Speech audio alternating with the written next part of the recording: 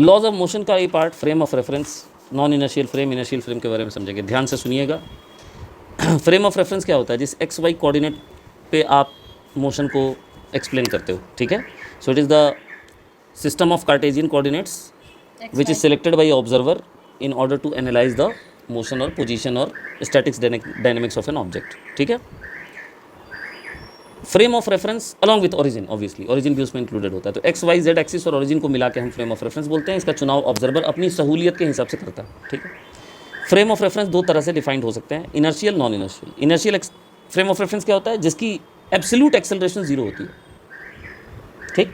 अगर दुनिया में कोई ऐसी चीज़ है जिसका एब्सोल्यूट एक्सेलरेशन जीरो है, वास्तव में जो नॉन एक्सेलरेटेड है, तो उसके रिस्पेक्ट में जो उसके साथ अटैच जो भी फ्रेम ऑफ रेफरेंस होगा वो इनर्शियल माना जा सकता है। तो ये एक हाइपोथेटिकल कॉन्सेप्ट है, क्योंकि दुनिया में कोई भी चीज़ नॉन एक्सेलरेटेड नहीं है, ठीक। तो हाइपोथेटिकल कॉन्सेप्ट है ये, लेकिन मान लीजिए कि ऐसा कुछ है। तो इसमें दो तरह के फ्रेम ऑफ रेफरेंस आ गए। कौन? जिनकी एक्सेलरेशन जीरो होंगी उनकी रेस्ट भी हो सकती है स्थिति, हाँ या ना, और वो कांस्टेंट वेलोसिटी से मूव भी कर सकते होंगे। दोनों ही चीज़ें उसमें हो सकती है। क्या जी? हो सकती है कि नहीं हो सकती है? रेस्ट में होगा तो भी जीरो एक्सेलरेशन पे होगा। सुनिए भाई, तो इनर्शियल फ्रेम ऑफ रेफरेंस दो तरह के हो गए, जो रेस्ट में हो गए या जो कांस्टेंट वेलोसिटी से मूव कर रहे हैं। नॉन इनर्शियल फ्रेम वो होता है जिसकी एब्सोल्यूट एक्सेलरेशन जीरो नहीं होती है, ठीक है। क्या अंतर पड़ता है इन दोनों के हिसाब से प्रॉब्लम को देखने? आइए थोड़ा प्रैक्टिकली सोचते हैं, ठीक, प्रैक्टिकली सोचते हैं। तो आप बैठ के एक कार को देख रहे हैं, तो आपको कार का असल मोशन दिख रहा है, उसकी वेलोसिटी दिख रही है, उसकी रियल डिस्प्लेसमेंट दिख रही है, सब कुछ रियल दिख रहा है, बहुत मज़ा आ रहा है। उसी कार में बैठ जाइए तो अब आप उसको उसकी वेलोसिटी रेस्ट दिख रही है जबकि वो चल रहा है। अभी उसकी वेलोसिटी आपको जीरो दिख रही है जबकि वो चल रहा है। उसकी डिस्प्लेसमेंट आपको जीरो दिख रही है जबकि वो हो रहा है। इसको हो गया रिलेटिव वेलोसिटी कहते हैं, रिलेटिव मोशन कहते हैं, ठीक है।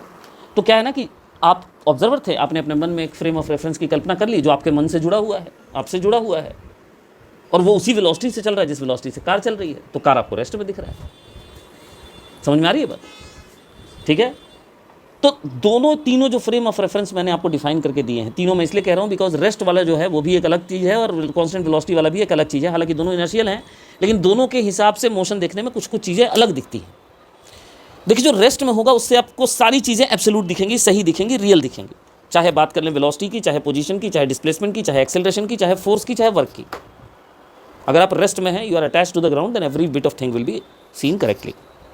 But if you are moving with a constant velocity, say for example, then for you the velocity will be relative.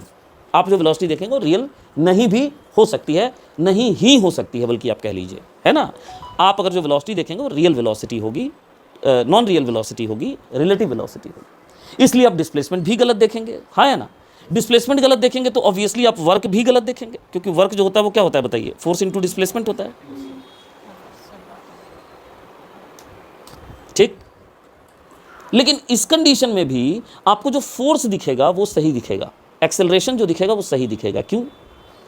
क्योंकि रिलेटिव एक्सेलरेशन तो नहीं देख रहे हैं आप एक्सेलरेटेड नहीं है, इसलिए एक्सेलरेशन आपको क्या दिखेगा बताइए, रियल दिखेगा। मान लीजिए आप ऑब्जेक्ट का एक्सेलरेशन खुद के रिस्पेक्ट में निकाल रहे हैं, तो आप क्या लिखेंगे, acceleration of object minus my own acceleration, but you don't have any acceleration, that means acceleration of object seen here is absolute the acceleration of the object, absolutely right. It is not different. It is the same acceleration which the object is possessing. That means acceleration we are viewing correctly. तो force भी we are viewing correctly. ठीक. तो इसके respect में क्या चीज़ें सही दिखती है बताइए आप, जो कांस्टेंट वेलोसिटी से चल रहा है फ्रेम ऑफ रेफरेंस, एक्सेलरेशन और फोर्स सही दिखता है, ठीक. वेलोसिटी डिस्प्लेसमेंट ये सब गलत दिखेगा। इनर्शियल नहीं रहेगा आपका फ्रेम ऑफ रेफरेंस तो आपको कुछ भी सही नहीं दिखेगा, मतलब सबका रिलेटिव वैल्यू दिखेगा, चाहे वो डिस्प्लेसमेंट हो, वेलोसिटी हो, एक्सेलरेशन हो, फोर्स हो, वर्क हो, एवरीथिंग। अब समझ में आ गया तीनों का अंतर क्या है। अब लोचा ये है कि न्यूटन के जो नियम हैं वो केवल इनर्शियल फ्रेम में वैलिड है। तो ये एफबीडी, ये सारा संसार जो आप तो अभी तक कर रहे थे, ये दुनिया उजड़ गई। ये दुनिया उजड़ गई क्योंकि दुनिया जिसके लिए वैलिड थी वो दुनिया अब रही नहीं। अब आपका ऑब्जर्वेशन फ्रेम जो हो गया वो नॉन इनर्शियल हो गया। तो उसमें इस दुनिया को कैसे एप्लीकेबल बनाएंगे वो सोचना है, ठीक है। ये देखिए, इनर्शियल और नॉन इनर्शियल फ्रेम में मैंने बताया है कि क्या चीज़ सही दिखती है और क्या चीज़ फॉल्स दिखती है, ऑलरेडी हम कर चुके हैं। आगे बढ़ जाते हैं। Newton's laws of motion are applied for inertial frame only, earth is also non inertial frame. Earth inertial तो नहीं हो सकता, सूरज के चारों तरफ चक्कर लगा रहा है तो सेंट्रीपिटल फोर्स होगा, अपने एक्सिस पे घूम रहा है तो सेंट्रीपिटल होगा, so it is not an inertial frame. However we assume it to be an inertial frame. So for local assumption हम ये मान के चल सकते हैं कि पृथ्वी और उससे जुड़े हुए सारे फ्रेम ऑफ रेफरेंस जो हैं वो सारे इनर्शियल हैं। पृथ्वी और उससे जुड़े हुए सारे फ्रेम ऑफ रेफरेंस शायद इसलिए भी कि ये सेंट्रीपिटल एक्सेलरेशन जो उसकी हैं वो काफ़ी छोटी है मैग्नीट्यूड में। ठीक है, the concept of inertial frame is totally hypothetical. दुनिया में कोई भी फ्रेम वास्तव में इनर्शियल फ्रेम नहीं है। अब सवाल ये उठता है कि how can we use Newton's laws of motion in non inertial frame. तो आंसर है बाय अप्लाइंग स्यूडो फोर्स। अब क्या है स्यूडो फोर्स, इसको मैं समझाता हूँ, ध्यान से समझिए। देखिए यहाँ देख रहे हैं सब लोग, ये बंदा है, रुको भाई बंदा दिखाने दो। ये रहा बंदा और ये बंदे के साथ अटैच्ड है उसका फ्रेम ऑफ रेफरेंस, दिख रहा है। ये बंदा ए नॉट एक्सेलरेशन से जा रहा है ए नॉट एक्सेलरेशन से जाते हुए ये इस ब्लॉक को देख रहा है। तो ये ब्लॉक इसको कितने एक्सेलरेशन से किधर जाता दिखेगा, पीछे की तरफ। ब्लॉक रेस्ट में है, लेकिन इस बंदे को दिखेगा ए नॉट एक्सेलरेशन से पीछे जाते हुए। दिखेगा ना, दिखेगा ना, रिलेटिव एक्सेलरेशन दिखेगा ना। अब वो इसकी एफबीडी बनाता है, बोलता है नहीं मैं तो न्यूटन्स लॉ लगाऊंगा, इसी में लगाऊंगा, मेरे अपने फ्रेम में लगाऊंगा और मैं एक्सेलरेट भी करूंगा, जिद कर रहा है। तो उसने फ्री बॉडी डायग्राम बनाया, तो उसको दो फोर्सेज यहाँ पे एनालिसिस में उसकी आई। कौन कौन से फोर्सेज आई, नॉर्मल रिएक्शन और एमजी आ गया। बोलिए समझ में आया, ये दोनों आ गए उसके नजर में, ये दोनों बैलेंस कर रहे हैं। वाई डायरेक्शन में कोई एक्सेलरेशन नहीं, एक्स डायरेक्शन में उसको एक्सेलरेशन दिख रहा है, उसके लिए वजह नहीं दिख रही एक्सेलरेशन की, पूरा लिखे क्या। अगर एक्सेलरेशन दिख रहा है तो फोर्स भी होना चाहिए, तो फोर्स उसके पास है नहीं जस्टिफिकेशन के लिए, तो वो एक झूठ बोलेगा। क्या बोलेगा, झूठ। और झूठ क्या बोलेगा कि इस बॉडी पे एक ना बच्चों की तरह बात बनाएगा कि इस बॉडी पे ना एक फोर्स लग रहा है ma0 है, और ये ma0 फोर्स की वजह से इसके पास a0 एक्सेलरेशन आ गई, इसका मास है। ये उसने झूठ बोल दिया। ये झूठ बोल के आप सेकंड लॉ को यानी न्यूटन्स लॉ को यहाँ अप्लाई कर सकते हैं। एक झूठ बोलना पड़ेगा आपको, और उस झूठ का नाम क्या है, स्यूडो फोर्स। इसीलिए नाम स्यूडो है, बिकॉज वो झूठ है। Fictitious force, pseudo force, false force, इसलिए उसका नाम है स्यूडो फोर्स। अब क्या झूठ बोलना है समझ लीजिए। सभी तरह के फोर्सेज जो उस पर लग रहे हैं, जिसको आप देख पा रहे हैं, वो तो लगाएंगे ही लगाएंगे। उसके अलावा एक फोर्स आप अपनी मर्जी से लगाएंगे। कौन सा फोर्स, स्यूडो फोर्स। कौन सा फोर्स, ठीक। उसकी वैल्यू कितनी होगी, जिस ऑब्जेक्ट की एनालिसिस हो रही है उसका मास, जिस ऑब्जेक्ट की फ्री बॉडी डायग्राम बनाई है उसका मास, और जो फ्रेम ऑफ रेफरेंस की एक्सेलरेशन है उसके ऑपोजिट एक्सेलरेशन और इक्वल एक्सेलरेशन को मल्टीप्लाई कर दीजिए। कितनी थी फ्रेम ऑफ रेफरेंस की एक्सेलरेशन, तो फोर्स दिया है ma0, किधर थी, राइट, फोर्स दिया है लेफ्ट की तरफ। बाकी सारे फोर्सेस बनाइए, इसको ही मान लीजिए कि फोर्स लग रहा है, और उसके बाद आप अपना एनालिसिस लिखिए। बोलिए समझ में आया। बिना इसके करेंगे तो नॉन इनर्शियल फ्रेम के रिस्पेक्ट में न्यूटन्स लॉ एप्लीकेबल नहीं होगा। इसके साथ करेंगे तो आप न्यूटन्स लॉ के हिसाब से लिख सकते हैं। लेकिन एक सेकेंड, जैसे ही आपने ये किया तो आप समझिए कि आपका फ्रेम ऑफ रेफरेंस अब आदमी के साथ जुड़ गया जो एक्सेलरेट कर रहा था। तो जो भी आपका आंसर आएगा वो इस बंदे के रिस्पेक्ट में आएगा। मान लीजिए ये सब कुछ करके आपने किसी ऑब्जेक्ट का एक्सेलरेशन निकाला ए, किसी पार्टिकल का एक्सेलरेशन स्यूडो फोर्स लगा के आपने कितना निकाला, ए।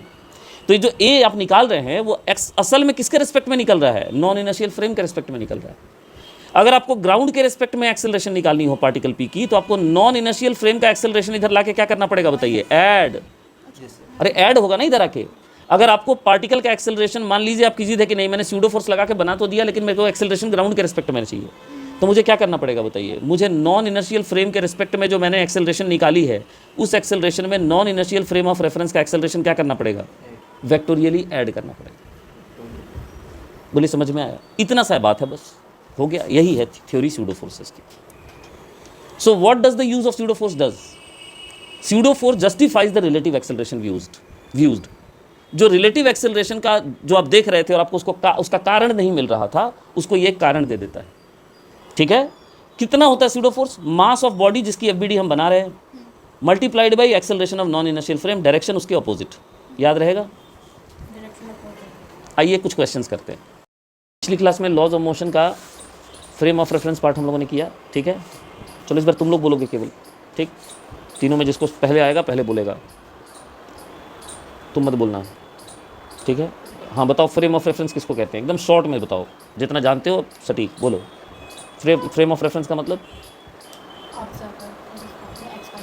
ऑब्जर्वर के रेस्पेक्ट में नहीं, ऑब्जर्वर से अटैच्ड।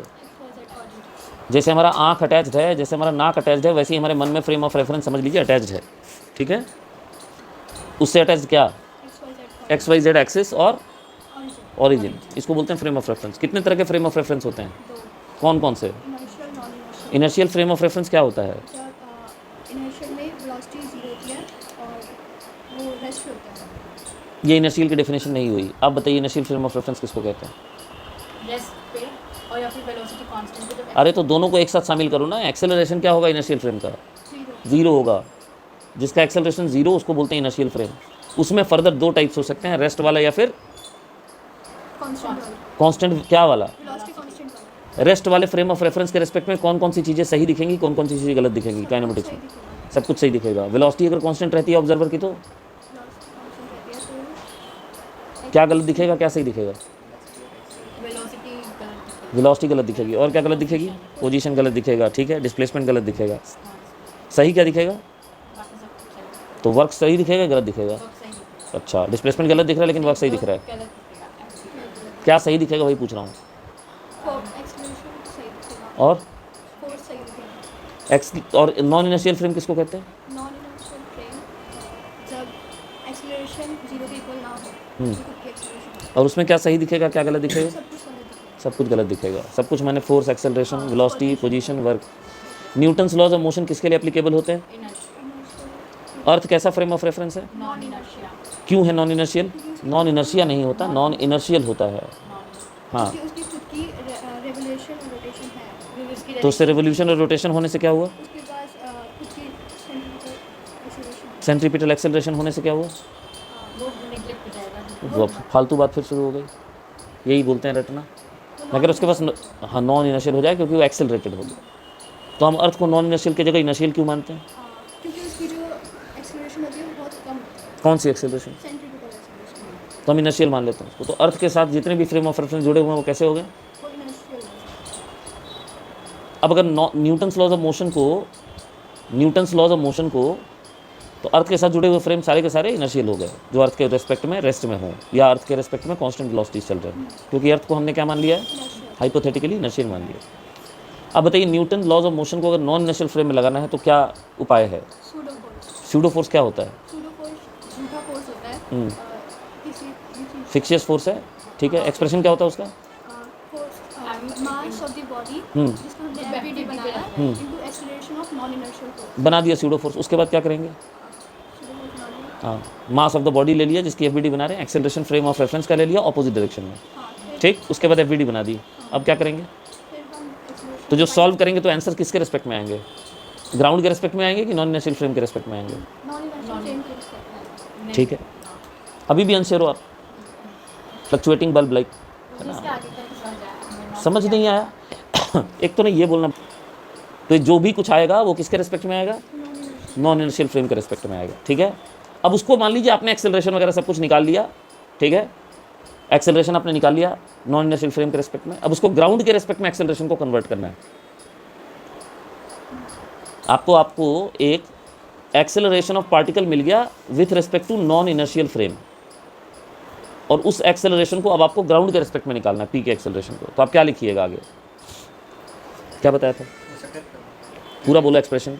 जो नॉन इनर्शियल का एक्सेलरेशन है उस सिस्टम का वो उससे माइनस करेंगे ये तो ऑलरेडी माइनस है। ऐड प्लस इसका एक्सप्रेशन का मतलब ये हुआ ये इधर जाके ऐड होगा, यानी जो नॉन इनर्शियल फ्रेम के रेस्पेक्ट में पार्टिकल का एक्सेलरेशन निकाला गया है, उस एक्सेलरेशन में नॉन इनर्शियल फ्रेम की एक्सेलरेशन वेक्टर को ऐड करनी होगी, तब पार्टिकल का रियल एक्सेलरेशन ग्राउंड के रेस्पेक्ट में मिल जाएगा। पढ़ा है ये? कैपिटल एम किसका मास है? ट्रक का। स्मॉल एम है बॉक्स का मास, ठीक है। कोफिशिएंट ऑफ फ्रिक्शन म्यू दिया हुआ है। क्वेश्चन कहता है कि the truck starts at t equal to 0 with constant acceleration। Truck t equal to 0 में स्टार्ट होता है विथ constant acceleration और उसकी वैल्यू a नॉट मान लीजिए। Find time after which box falls off the truck। ये बनाना है। कितने समय के बाद? अभी जो x डिस्टेंस बॉक्स गिरने से पहले कवर करेगा तो किसके रिस्पेक्ट में x डिस्टेंस कवर करेगा? ग्राउंड के रिस्पेक्ट में करेगा कि ट्रक के रिस्पेक्ट में करेगा? बॉक्स किधर गिरेगा? पीछे गिरेगा ना। अभी समझ में आ गया? सर वैसे ये क्वेश्चन इनकम्प्लीट नहीं है नहीं क्योंकि सर अगर फ्रिक्शन ज़्यादा हुआ तो वो गिरेगा ही नहीं। करते हैं ना बात, अभी देखते हैं। अगर ये बॉक्स गिरेगा तो किधर गिरेगा, पीछे की तरफ। तो ये जो x डिस्टेंस कवर करके गिर रहा है पीछे की तरफ, ये किसके रिस्पेक्ट में ट्रैवल कर रहा है, ट्रक के रिस्पेक्ट में कि ग्राउंड के रिस्पेक्ट में? ट्रक के रिस्पेक्ट में। आप बताइए किसके रिस्पेक्ट में, आप बताइए, आप बताइए। बॉक्स पीछे गिरेगा। हाँ, ये x डिस्टेंस किसके रिस्पेक्ट में ट्रैवल हो रहा है? ये उसके ग्राउंड प्लेस पे, ग्राउंड के रिस्पेक्ट में हो रहा है, पक्का? चलो आप यहाँ खड़े हो तो आपको कितना डिस्टेंस ट्रैवल करने के बाद ये बॉक्स गिरता हुआ दिखेगा, पीछे x की तरफ। और ज़मीन पे खड़े होगे तो ये बॉक्स जहाँ आप खड़े उससे पीछे गिरेगा कि आगे गिरेगा? बिल्कुल ट्रक के रिस्पेक्ट में है ये। किसके रिस्पेक्ट में है? ट्रक के रिस्पेक्ट में, ठीक है। तो अगर ट्रक के रिस्पेक्ट में डिस्प्लेसमेंट दिया हुआ है तो ट्रक के रिस्पेक्ट में ही एक्सेलरेशन भी चाहिए। तो एफबीडी किसके रिस्पेक्ट में बनाएंगे बताइए? ठीक है। ट्रक कैसा फ्रेम ऑफ रेफरेंस है? एफबीडी किसका बनाएंगे, ट्रक का बनाएंगे कि ब्लॉक का बनाएंगे? ठीक, किसके रिस्पेक्ट में? ट्रक के रिस्पेक्ट में, या ट्रक से अटैच्ड ऑब्जर्वर के रिस्पेक्ट में। ट्रक कैसा फ्रेम ऑफ रेफरेंस है? Non inertial. एक्सेलरेटेड है तो इनर्शियल कैसे हो गया है? भांग खा के बैठी हो? हाँ भाई बताइए, क्या क्या दिखेगा ब्लॉक के ऊपर फोर्सेस? mg दिखेगा नीचे, तो नॉर्मल रिएक्शन n ऊपर, और क्या दिखेगा? किधर? ट्रक के बैक की तरफ कि ट्रक के फ्रंट की तरफ? किधर दिखेगा फ्रिक्शन? अच्छा, इनको ट्रक के फ्रंट की तरफ फ्रिक्शन फोर्स दिखेगा भाई साहब। देख रहा हूँ ना, मैं सब कर रहा हूँ, चिंता मत करो। आप लोगों को किधर दिख रहा है? आप लोग बताइए अपना अपना सुझाव जल्दी से जल्दी। सबको पीछे दिख रहा है, किसी को आगे भी दिख रहा है? पीछे दिखेगा। कोई रीज़न पूछ सकता हूँ मैं पीछे की दिखे? हाँ, फ्रिक्शन फोर्स की पूछ रहा हूँ। आगे दिखेगा। आपको किधर दिखेगा फ्रिक्शन फोर्स? क्या अंदाजा है आपका?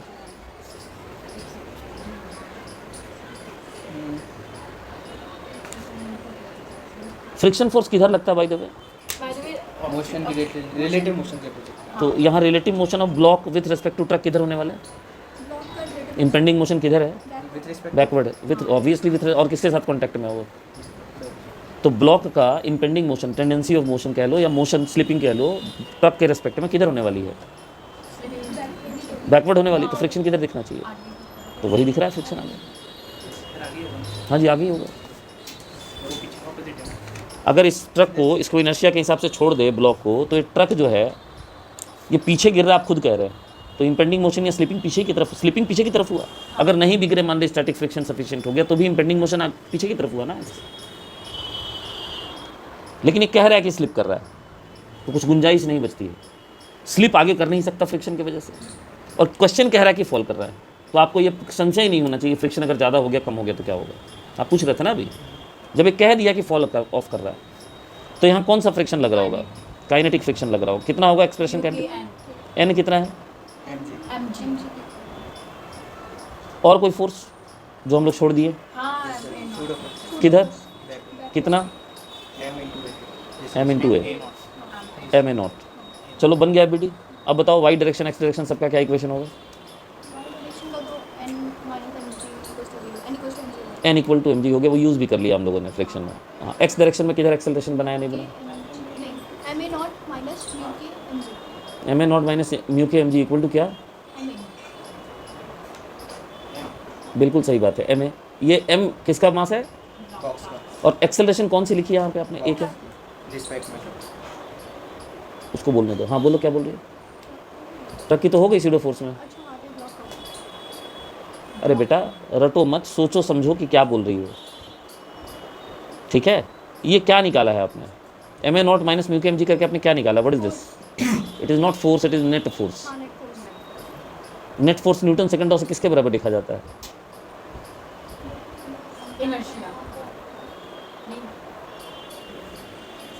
जाओ दरवाजा बंद करो। सेकंड लॉ में नेट फोर्स को किसके बराबर लिखा जाता है? मोमेंटम। तुम देवी रहने दो, ठीक है। तुमको कुछ भी बोलना है, और वो कुछ भी जब जब बोलोगी तब तब तुम्हें खून खोलेगा, फिर मत ही बोलो फिर इससे बढ़िया। न्यूटन सेकंड लॉ में एफ को किसके बराबर लिखते हैं? देख लो भाई साहब, ये डॉक्टर बनेंगे तो देख लीजिए, डॉक्टर बनने जा रही है। एम ए लिखते हैं, इसीलिए एम ए लिखा है। रट लिया कि एम ए में लिखना है, क्या लिखते हैं क्यों लिखते हैं नहीं पता है, कुछ भी नहीं पता है, ठीक है, खाली रट लिया बस कि हाँ एम ए लिखते हैं। अब ये जो एक्सेलरेशन यहाँ आपने लिखा है ये किसके रिस्पेक्ट में लिखा है, ये ट्रक को रिस्पेक्ट में, कैसे, क्यों ट्रक के रिस्पेक्ट में, ग्राउंड के रिस्पेक्ट में क्यों नहीं? क्योंकि यहाँ पे आप एक्सप्लेन कर रहे हैं ना, बॉक्सेस पे रखा हुआ है। रीज़न बताओ, how can you say that this is acceleration with respect to truck? क्योंकि सर हमने फ्रेम ऑफ रेफरेंस करके लिए फ्री बॉडी डायग्राम किसके रिस्पेक्ट में बनाया है? ट्रक पे। तो फिर आपसे कोई उलझुल जुलझुल सवाल नहीं पूछ रहा हूँ, जो पढ़ा रहा हूँ वही काउंटर क्वेश्चन पूछ रहा हूँ, उसमें हवा है बिल्कुल, कुछ पता ही नहीं किसी को। कितना है एक्सेलरेशन? एम ए नॉट माइनस अरे एम तो कट गया, a naught minus a naught minus mu g आया, आ गया एक्सेलरेशन। अब आगे क्या करना है? टाइम निकालने के लिए क्या करना पड़ेगा? ये विथ रिस्पेक्ट टू ट्रक हमारा एक्सेलरेशन है। अब बताओ विथ रिस्पेक्ट टू ट्रक हमारा डिस्प्लेसमेंट कितना है? एक्सेलरेशन पता है, विथ रिस्पेक्ट टू ट्रक हमारी इनिशियल वेलोसिटी क्या है? तो निकालो टाइम, क्या इक्वेशन लगेगा? ऐसे पढ़ोगे तो भाई कुछ नहीं होने वाला ज़िंदगी में, ये सुन लो। इसको सॉल्व करेंगे और टी की वैल्यू निकालेंगे, a naught minus mu g under root. तुम लोग जैसे पढ़ रही हो वैसे पढ़ाई नहीं होती बिल्कुल नहीं होती। आ गया समझ में? अच्छा अब एक छोटी सी चीज़ बताइए इसी क्वेश्चन में, मुझे एक्सेलरेशन चाहिए ब्लॉक का ग्राउंड के रिस्पेक्ट में, मैं क्या करूं? मुझे एक्सेलरेशन चाहिए ब्लॉक का ग्राउंड के रिस्पेक्ट में, मैं क्या करूं बताइए? बताओ ना, करके बताओ, बोलो क्या करूं? कितनी आई है? लिख दिया ए नॉट माइनस म्यू जी, और बोलो। प्लस कर दिया, और वेक्टर वेक्टर का कुछ नहीं, तो ऐसे तुम तो बोल रही हो प्लस कर देंगे, किसको प्लस कर देंगे? बोल दो कर दिया plus. Any comments? A not को प्लस कर देंगे। लो कर दिया प्लस, इसी में सही है ये? क्या गलती है? तो लगाओ ना, कौन मना कर रहा है वेक्टर लगाने को? देख के जो हाँ हाँ करते हैं और जो एक्चुअली समझ में आता है उसमें कितना बड़ा गैप होता है पता है? यही होता है। यहाँ देखो, acceleration of box with respect to truck, ये आया है a naught minus mu g पीछे की तरफ। इसका मतलब है that acceleration is acceleration of box actual minus acceleration of truck. What is acceleration of truck? So acceleration of box minus a naught i cap, ये दाईं तरफ है, इक्वल टू यहाँ पे लिखा हुआ minus a naught i cap plus mu g i cap. सही है? ए नॉट आई दोनों तरफ कट गया। What is the acceleration of box in real? ये किसको दिख रहा होगा? ग्राउंड पे खड़े आदमी को उसकी एक्सेलरेशन दाईं तरफ दिख रही होगी। समझ में आ रही है बात? अब ज़मीन पे खड़े आदमी का व्यू समझिए। ज़मीन पे खड़े आदमी को एक्सेलरेशन बॉक्स की दिख रही होगी म्यू जी दाईं तरफ, और ट्रक की भी एक्सेलरेशन दाईं तरफ दिख रही होगी ए नॉट, लेकिन ज़्यादा किसका दिख रहा होगा? इसलिए ट्रक जल्दी जल्दी आगे भाग रहा है और बॉक्स धीरे धीरे भाग रहा है फ्रिक्शन की वजह से, लेकिन वो पिछड़ जाता है, लास्ट में गिर जाता है। आया समझ में कुछ? हैं? चलिए एक और क्वेश्चन करते हैं। ट्रक को कितने एक्सेलरेशन से कम एक्सेलरेट करे कि जो ब्लॉक उसके साथ संपर्क में है यहाँ पे वो नीचे ना गिरे? ठीक है, बताइए किसके रिस्पेक्ट में फ्री बॉडी डायग्राम बनाएंगे, कैसा बनाएंगे, क्या क्या फोर्स दिखेगा बताइए? सबसे पहले का, उसके बाद भी किसी के रिस्पेक्ट में बनाने वाला क्या? तो फिर बोलो ट्रक के रिस्पेक्ट में बनाएंगे बीडी। बना दिया, चलिए मान लीजिए ट्रक के रिस्पेक्ट में बना दिया बीडी। क्या क्या दिखा? ट्रक भी नॉर्मल रिएक्शन देगा और बॉक्स। हाँ, ट्रक कौन सा फ्रेम ऑफ रेफरेंस है? Non inertial. क्या क्या दिखेगा बीडी में बताइए?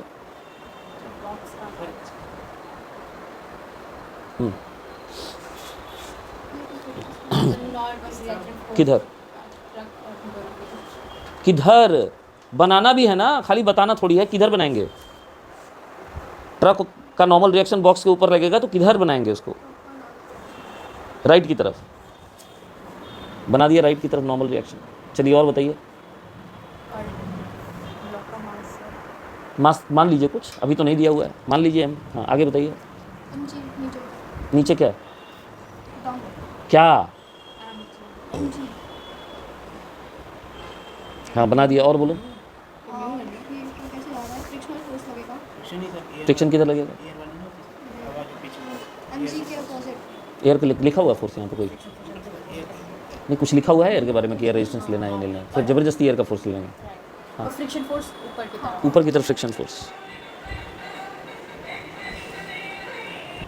क्या लगेगा आगे? Pseudo force. अच्छा, क्यों लगेगा आगे स्यूडो फोर्स? स्यूडो फोर्स क्या होता है? एक्सप्रेशन क्या होगा? बैकवर्ड की तरफ एक्सेलरेशन जो हम चलते हैं। तो हमने ट्रक की एक्सेलरेशन तो मानी ही नहीं जो हमें निकालना है। हाँ नहीं मानती। हम्म। मिनिमम हाँ निकाल दिया। मिनिमम एक्सेलरेशन कोई फोर्स और लगना है इस पे? नहीं एक शॉट अच्छा, नॉन इनर्शियल फ्रेम के रिस्पेक्ट में बनाया और स्यूडो फोर्स नहीं लग रहेगा मतलब? फोर्स लगेगा तो किधर लगेगा, कब लगेगा वो? प्रॉब्लम बनाने के बाद? mg के अपोजिट ही लगेगा। एम जी का अपोजिट लगेगा। Very good. Frame of reference का एक्सेलरेशन किधर है?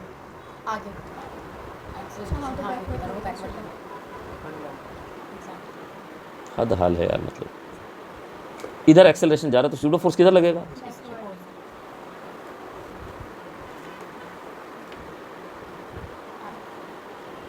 हो गया। अब क्या बनेगा फ्री बॉडी डायग्राम में? ट्रक के रेस्पेक्ट में बना दिया, क्या करें आगे बताओ? एक्सप्रेशन निकालना है ना। एक्सेलरेशन निकालना है हमें ट्रक का। तो एक्सप्रेशन लिखूं अच्छा, ट्रक को नेट नेट इसकी मोशन कैसी दिखेगी? एक्सेलरेटेड की नॉन एक्सेलरेटेड? ट्रक के ऑब्जर्वर को इसकी मोशन कैसी दिख रही है? एक्सेलरेटेड की नॉन एक्सेलरेटेड? नॉन एक्सेलरेटेड तो बताइए इक्वेशन फिर क्या बनेगा? बोलिए मैडम, इक्वेशन बोलिए। अभी तो तुम लोगों ने ये नहीं बताया कि फ्रिक्शन फोर्स स्टैटिक होगा कि काइनेटिक होगा। क्या लिखूं फ्रिक्शन फोर्स? खाली एफ लिख के छोड़ दिया।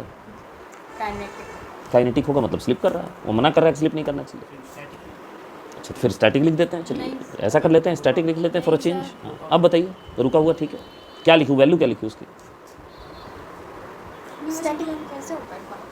जब नीचे ग्रेडेड था नीचे गिर रहा है स्टैटिक। देखिए जितना पढ़ाया है उतना तो पूछूंगा ना।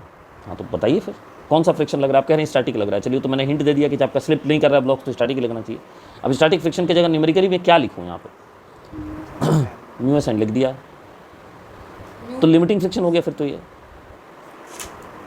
तो स्टैटिक लिमिटिंग बराबर होता है मतलब? नहीं वो एनी थॉट्स? स्टैटिक का मतलब हमेशा? हमेशा चलिए यहाँ सब लोग का हाथ खड़ा है तो मैं कुछ बोलूँगा नहीं। एक्स डायरेक्शन का इक्वेशन बोलिए। चलिए हटाइए, वाई डायरेक्शन का बाद में बात करेंगे। एक्स डायरेक्शन में क्या इक्वेशन लिखूँ? n equal n minus n minus m equal to n minus m n अच्छा इक्वल टू n होना चाहिए ना n नॉट अच्छा ज़बरदस्ती ये मैं नोट कर दूँ। चलो ये नोट कर दिया, लो कर दिया, लो मिल गई शांति। और बोलो, ये देखिए ये ऐसे पढ़ाई होती है फिजिक्स की। ये नोट क्यों, ये क्यों लिख दिया? ये नोट लिखो। चलो कोई बात नहीं, लिख दिया, आगे चलिए बताइए। लिख दिया, ये नोट भी लिख दिया। चलो उससे क्या फ़र्क पड़ गया? हाँ तो इक्वेशन पूरा बोलो ना। क्या इक्वेशन होगा बताओ, जल्दी बताओ। एक्स का इक्वेशन बताओ, कौन बताएगा? किसके रेस्पेक्ट में लिख रही हो? इक्वल किसके रेस्पेक्ट में लिख रही हो इक्वेशन?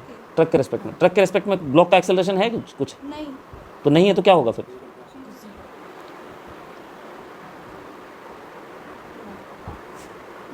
मतलब हद है जहालत की भाई साहब, है। एन इक्वल टू एम हो गया। और मैं बता दूं बहुत प्यार से गालियाँ देता हूँ मैं, बहुत गंदी गालियाँ नहीं देता। यहाँ तो लोग कैसे पढ़ा रहे हैं आजकल पता ही नहीं आपको, ठीक है। मैं तो वहाँ मेरा एक्सट्रीम हो जाता है जहाँ पे मुझे दिखता है कि कुछ भी पढ़ के नहीं आया बच्चा। एन इक्वल टू एम आ गया। अब यहाँ एन की वैल्यू डालनी है ना ए निकालना है ना हमें। तो अब कैसे करेंगे? तो आइए दूसरी तरफ देखते हैं। एक इक्वेशन इसको ले लेते हैं। अब वाई डायरेक्शन में भी एक्सेलरेशन नहीं है। देखे भाई, देख ले इधर, देखिए। तो एफ एस की वैल्यू किसके बराबर होगी? एम जी के। और कह रहा है कम से कम एक्सेलरेशन से चलाइए। आपको एफ एस की वैल्यू यहाँ डालनी है। जब एक्सेलरेशन कम से कम होगा तो कौन सा फ्रिक्शन लगेगा? When acceleration is bare minimum to avoid slipping, बस स्लिपिंग रोकने भर है ना ही एक्सेलरेशन लग रहा है। तो उस केस में यहाँ कौन सा फ्रिक्शन लगेगा? नहीं, स्टैटिक नहीं लगेगा। मिनिमम वर्ड जहाँ हो, मैक्सिमम कितना लगे, मिनिमम कितना लगे, उसको हम लोग बोलते हैं स्लिपिंग का कगार। वर्ज ऑफ स्लिपिंग की बात हो रही है यहाँ पे। स्लिपिंग के कगार पे इतना ही करिए कि जस्ट रुक जाए। ये जस्ट वर्ड, ये मिनिमम वर्ड, ये मैक्सिमम वर्ड, ये वर्ज ऑफ स्लिपिंग वर्ड, ये सारे के सारे आते हैं लिमिटिंग फ्रिक्शन के लिए। तो यहाँ जो फ्रिक्शन लग रहा होगा लिमिटिंग फ्रिक्शन होगा। समझ में आ रही है बात? और उसकी वैल्यू होगी म्यू इंटू एन। अब हुआ mu into n, mu into n लिखिए चाहे म्यू इंटू एन लिखिए, एक ही म्यू दिया हुआ है यहाँ पे। बड़े ही शर्म की बात है भाई साहब। म्यू इंटू एम ए किसके बराबर आ गया? एम जी के बराबर आ गया। एम एम कट गया, ये आ गया यहाँ से जी डिवाइडेड बाई म्यू। आया हुआ क्वेश्चन है भाई नीट का, और एक बार नहीं कई बार,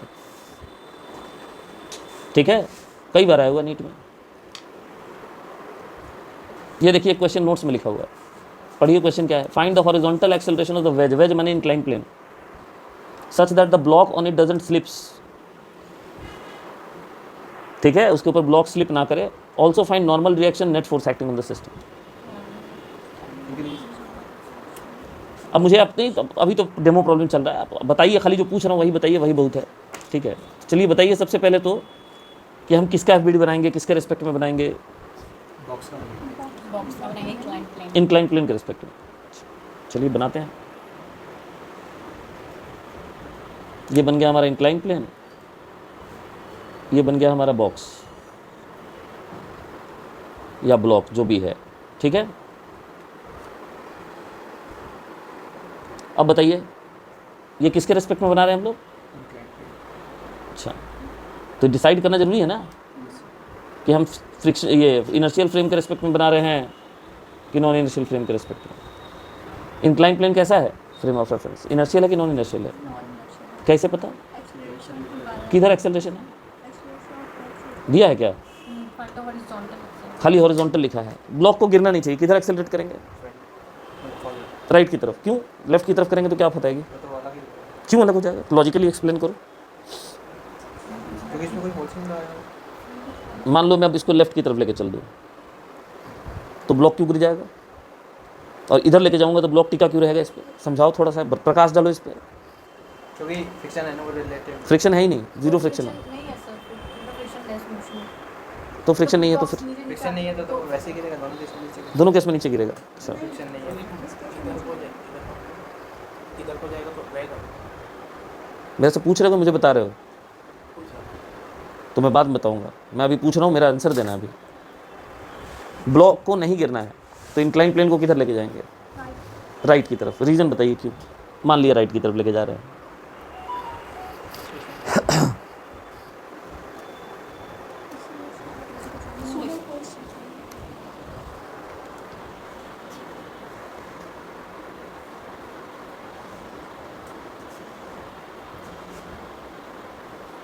यस सर।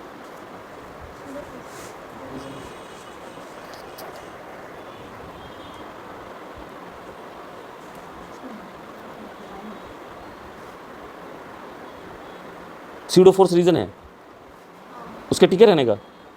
अच्छा समझाओ। सर अगर ये इधर लगेगा तो इस पे सूडो फोर्स बैकवर्ड लगेगा, जिसके कंपोनेंट एक ऊपर एक लेफ्ट में। बिल्कुल सही बात है। अगर इधर लगेगा तो किधर डाउन लगेगा। हाँ तो भाई मैकेनिज्म नहीं समझेगा आदमी तो बनाएगा कैसे क्वेश्चन? पहले तो समझना पड़ेगा ना कि मैकेनिज्म है क्या, उसके बाद तो क्वेश्चन बनेगा ना।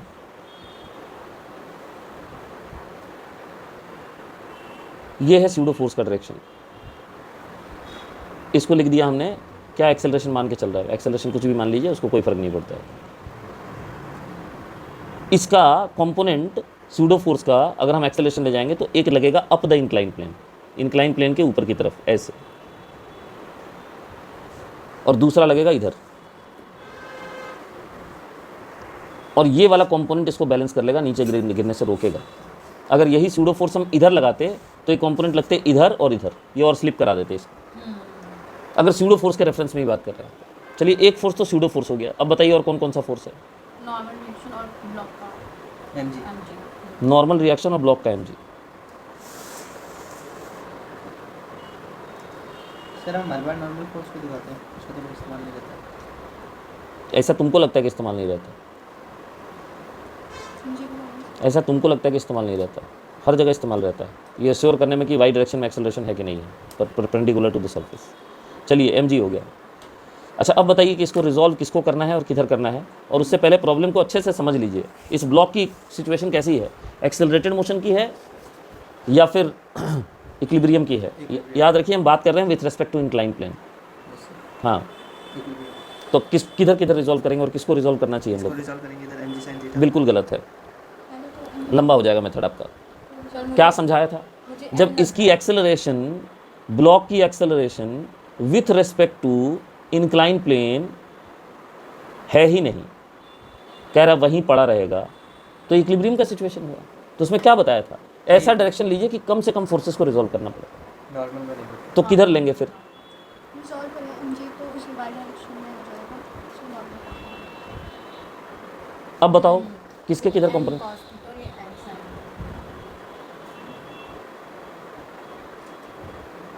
सर उसमें भी 2 रिजॉल्व करने पड़ते हैं, इसमें भी दो। कह रहा हूँ उसमें लंबा होगा तो लंबा होगा, अभी प्रूव भी कर दूंगा, दिमाग लगाओगे तो समझ में भी आ जाएगा। ज़बरदस्ती अपनी बात मत सुनवाया करो। उसमें एक्सेलरेशन का 2 कंपोनेंट टूटेगा, तुमको एक्सेलरेशन ही निकालना है, तो 2 जगह कैलकुलेट करोगे ना फिर बेवकूफ़ों की तरह हैं। जिसको निकालना उसको कंपोनेंट क्यों तोड़ रहे हैं भाई? इतना तो समझिए बेसिक कैलकुलेशन में। चलिए ये एंगल थीटा होगा तो नो एन कॉस थीटा हो गया। बताइए इक्वेशन क्या बना?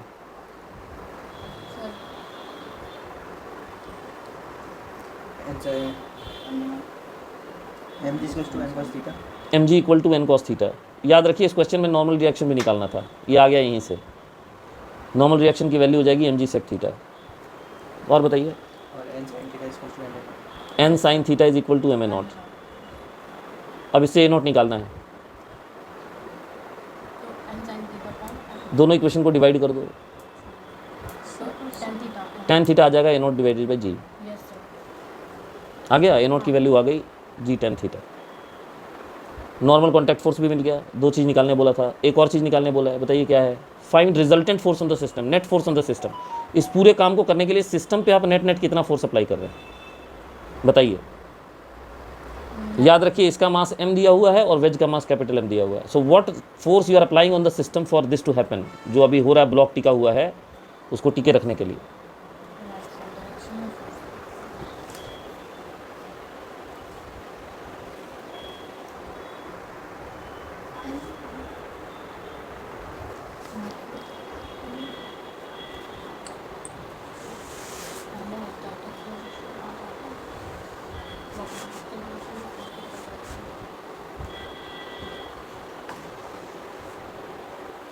बताइए बताइए। सर फोर्स लग रहा है तो m a को मतलब M plus ब्लॉक M और वेज का टोटल मास नहीं लग अरे भैया पूरे सिस्टम कितने मास को धक्का दे रहे हो अगर आप फोर्स अप्लाई करके काम करवा रहे हो तो m in mass a not.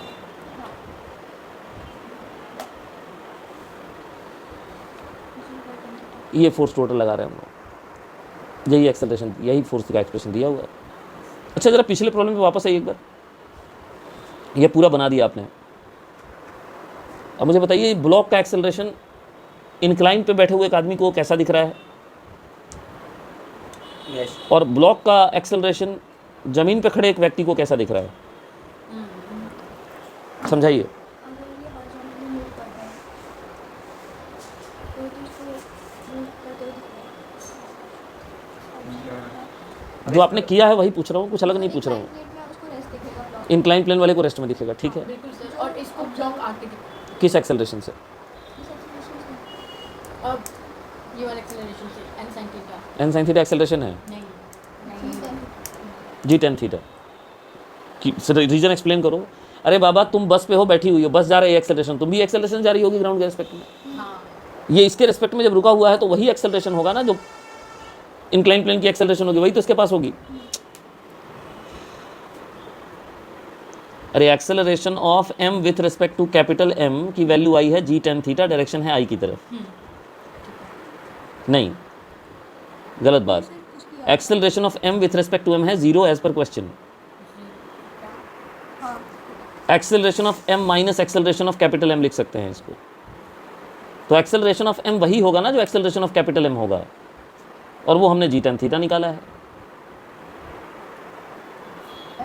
और ये कार के अंदर पेंडुलम है, ठीक है। जो थीटा एंगल से, सॉरी कोई भी एंगल होगा, कार के अंदर एक पेंडुलम है, तो जब कार एक्सीलरेट कर रहा है तो वो मूव कर रहा है थीटा एंगल पे, ऑसिलेट कर रहा है।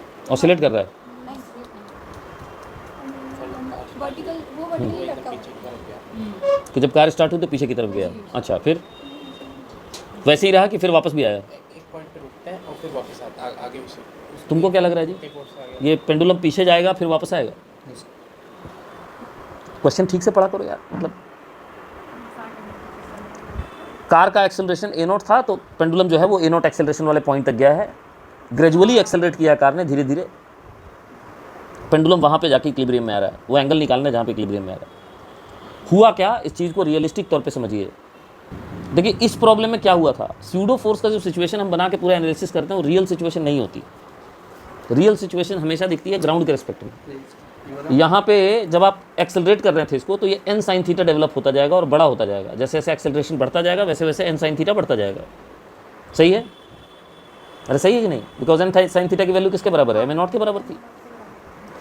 तो जब एन साइन थीटा बढ़ता जाएगा तो एक पॉइंट पे जाके क्या होगा, एन साइन थीटा इस ब्लॉक को उतनी ही एक्सेलरेशन दे देगा जितनी एक्सेलरेशन वेज के पास है, यानी ए नॉट। उस समय ब्लॉक और वेज दोनों सेम एक्सेलरेशन से जा रहे होंगे हॉरिजॉन्टली, तो ब्लॉक इसके रेस्पेक्ट में बिल्कुल रेस्ट में रहेगा। ये हुआ है ग्राउंड के रेस्पेक्ट में। उसी तरह इस प्रॉब्लम में भी कुछ हुआ है जो पेंडुलम वाला क्वेश्चन हम डिस्कस कर। एक्चुअली हुआ क्या है ये समझिए। जब ये कार एक्सेलरेट करेगा तो इसके साथ ये जो टॉप मोस्ट पॉइंट बंधा हुआ है ये भी एक्सेलरेट करेगा, ठीक है। लेकिन पेंडुलम जो है वो अपनी इनर्शिया में ही पड़ा रहेगा, क्योंकि इस बॉब के ऊपर कोई फोर्स लगा नहीं रहा है। तो क्या होगा बताइए? अगर कोई रस्सी है, इसके ऊपर में फोर्स लगे और नीचे में नहीं लगे तो क्या होगा? ये रस्सी टेढ़ी होगी, ये रस्सी यहाँ जाएगी। ये जब रस्सी यहाँ जाएगी तो इसके टेंशन का एक कंपोनेंट अब होने लगेगा इस डायरेक्शन में। तो अब बॉब को भी एक फोर्स मिलने लगेगा इस डायरेक्शन में। लेकिन अभी भी उसकी एक्सेलरेशन उतनी नहीं है जितनी कार के पास है, तो रस्सी और टेढ़ी होगी, तो इसका ये कंपोनेंट और बढ़ जाएगा थोड़ा। एक पॉइंट पे बढ़ते बढ़ते बढ़ते बढ़ते टी का ये कंपोनेंट जो होगा वो इतना ज़्यादा हो जाएगा कि ये बॉब को भी उतना ही एक्सेलरेशन देगा जितना एक्सेलरेशन इस पॉइंट की है। उस समय पे ये रस्सी का इंक्लाइनेशन ऐसे ही रह जाएगा। इस पॉइंट की भी एक्सेलरेशन कार के एक्सेलरेशन के बराबर होगी और इस पॉइंट की एक्सेलरेशन भी कार के एक्सेलरेशन के बराबर हो जाएगी, और तब आपका एंगल चेंज नहीं करेगा। मेरी बात समझ में आई मैंने क्या बोला? मेरा भी रस्सियाँ फिक्स नहीं है। क्या फिक्स नहीं है? रस्सी का टॉप मोस्ट पॉइंट फिक्स है बस में, छत में। मैंने फिक्स पॉइंट फिक्स ही बनाया है, बस के साथ एक्सेलरेटेड बनाया बस। मतलब कि उसके बाद ये वापस अरे नहीं बस के आता। साथ ये आगे जा रहा है ना, हाँ, तो ये पॉइंट आगे बढ़ता जा रहा है। ये अपनी इनर्शिया पे वहीं था। जैसे ही आगे बढ़ता है तो रस्सी टेढ़ी हो जाती है। रस्सी टेढ़ी हो जाएगी तो उसका एक कंपोनेंट टेंशन का इधर आ जाएगा। ये टेंशन का कंपोनेंट बॉब को भी एक्सेलरेट करेगा, ये और आगे जाएगा, ये और टेढ़ा होगा, ये इसको और फोर्स देगा और एक्सेलरेट करेगा। जब तक इन दोनों का एक्सेलरेशन मैच नहीं हो जाता तब तक रस्सी टेढ़ी होती रहेगी। जब ये दोनों मैच कर जाएंगे तो थीटा इक्विलिब्रियम आ जाएगा। अब फर्दर ये टेढ़ा नहीं होगा। अब जब तक ये एक्सेलरेशन जब तक है यहाँ पे तब तक टेंशन ऐसी रहनी चाहिए, तब तक थीटा ऐसी रहना चाहिए। सर आगे कब आएगा? बस रोक दो तो आगे आ जाएगा। मतलब बेसिक सी बात है, किसके वजह से रुका हुआ है यहाँ पे, तो उसको ख़त्म कर दो तो वापस आ जाएगा, ऑसिलेट करने लगेगा।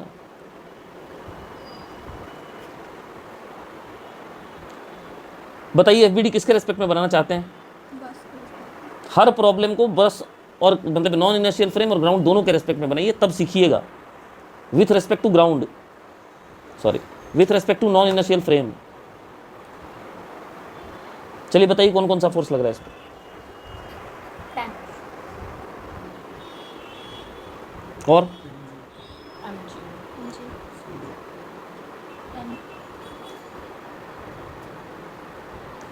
आपको निकालना है एंगल जब इक्विलिब्रियम आ जाएगा। तो बस के रेस्पेक्ट में क्या सिचुएशन है ब्लॉक? रिजोल्यूशन से पहले डिसाइड करेंगे ना, एक्सेलरेटेड मोशन है फ्रेम ऑफ रेफरेंस के रेस्पेक्ट में कि इक्विलिब्रियम है, हाँ क्या है?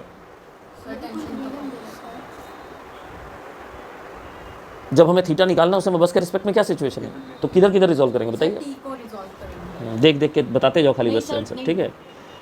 दिमाग मत लगाना, देख देख के बताते जाओ कि किस में रिजॉल्व किया हुआ है। टी को क्यों रिजॉल्व करेंगे बताओ? क्योंकि वाई टी A और mg x और y एक्सिस में है, x एक्सिस और y एक्सिस में एक्स वाई तो मानने का ही कवायद है ना कि सारा एक्स वाई किधर माने कि ये और ज़्यादा से ज़्यादा फोर्सेज एक्स वाई की तरफ आ जाएं, इस तरह से हम लोग एक्स वाई मानते हैं। तो अगर एक्स वाई इधर इधर मानेंगे तो दो फोर्सेज को रिजॉल्व नहीं करना पड़ेगा, यही सिखाया था। बताओ कंपोनेंट कितना होगा टेंशन का किधर? Sir T cos T theta cos हाँ टी साइन थीटा। चलो इक्वेशन बोलो क्या क्या बनेगा। T sine theta equals m के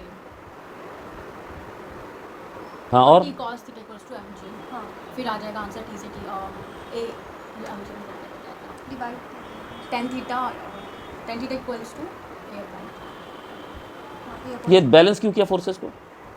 क्योंकि इधर तो कोई एक्सेलरेशन हो नहीं रहा था, तो टी कॉस थीटा और एम जी इक्वल हो जाएगा। ठीक है, ए वाई एक्सेलरेशन जीरो हो गया तो T cos theta m g हो गया, मान गया मैं। फिर उसके बाद इधर एम के और टी साइन थीटा है, लर्निंग वही सेम ए बाय एंड में टी साइन थीटा को बैलेंस कर रहा है क्योंकि उसके बाद वो रुका हुआ है उधर। क्योंकि बस के रिस्पेक्ट में इक्विलिब्रियम है, due to equilibrium with respect to bus, इसलिए टी साइन थीटा को भी एम ए के बराबर लिखा है। बस के रेस्पेक्ट में किधर भी कोई एक्सेलरेशन नहीं है, चाहे एक्स की तरफ बात करे चाहे वाई की तरफ बात करे। टैन थीटा आ गया ए बाई जी, आगे ए एक्सेलरेशन बस का है मान लिया है। हाँ निकालना क्या था? एंगल हाँ एंगल निकालना थीटा, के time tan inverse a by g. Tan inverse a by g, tension tension निकालना है, क्या करेंगे? थीटा की वैल्यू थीटा की हैं? थीटा पुट कर देंगे। अरे पागल हो क्या? थीटा पुट करके फिर मतलब क्या निकालना चाहते हो? टैन थीटा पता है, कैसे पुट करोगे? पुट करो।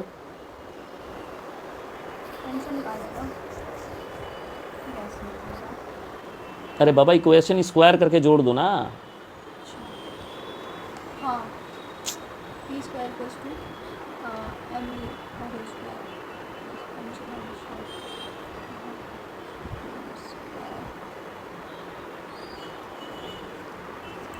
Sign square plus cos square theta equal to 1 हो गया। यस सर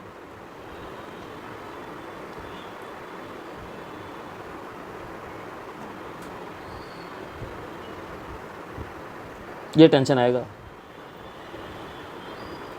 अच्छा इसी क्वेश्चन को अगर ग्राउंड के रिस्पेक्ट में फ्री बॉडी डायग्राम बनाना हो तो एनालाइज क्या करेंगे, क्या लिखेंगे? ग्राउंड के रिस्पेक्ट में क्या हुआ, कौन सा फोर्स गायब हो जाएगा? अगर ग्राउंड के रिस्पेक्ट में एफबीडी बनाएंगे तो एम ए गायब हो जाएगा। तो सिचुएशन कैसे समझाओगे बताओ, अगर विथ रिस्पेक्ट टू ग्राउंड लिखना होता है इसको?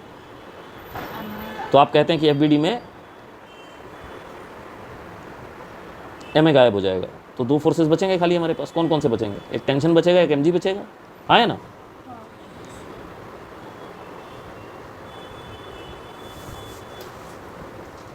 ठीक है, एक चीज पूछो। हाँ पूछो ना।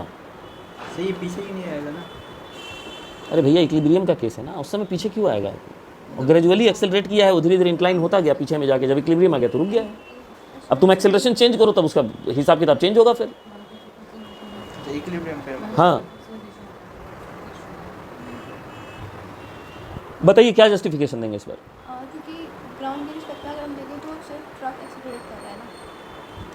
पहले भी ग्राउंड के रिस्पेक्ट में ट्रक ही एक्सेलरेट कर रहा था। T cos theta equal to m g T cos theta अभी भी एमजी के बराबर होगा। और और टी sin थीटा की वैल्यू अगर इक्विलिब्रियम पे तो 0 हो जाएगी। नहीं जीरो कैसे हो जाएगी? बिल्कुल नहीं, ग्राउंड के रिस्पेक्ट में एफबीडी बता रहे हो भाई साहब, सोच समझ के बताना।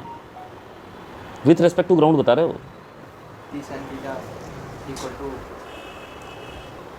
क्या बताया था मैंने थोड़ी देर पहले कि धीरे धीरे टेंशन बढ़ता जाएगा, टेंशन का जो हॉरिजॉन्टल कंपोनेंट होगा वो क्या करता जाएगा उसको? वो जब तक उसके साथ चाहिए same पर वो acceleration साइड से ना- पेंडुलम वाला केस। हाँ तो इक्विलिब्रियम पे इस बॉब की एक्सेलरेशन कितनी होगी ग्राउंड के रिस्पेक्ट में?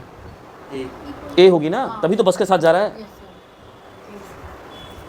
यहाँ इक्विलिब्रियम का क्वेश्चन थोड़ी हुआ ग्राउंड के रिस्पेक्ट में। ग्राउंड के रिस्पेक्ट में तो इसकी एक्सेलरेशन है, जितनी बस के पास है उतनी है, तभी साथ साथ जा रहा है ये। तो क्या इक्वेशन बनेगा? T sin theta equal to यही सेम इक्वेशन बनेंगे दोनों के दोनों, कोई अंतर ही नहीं होगा।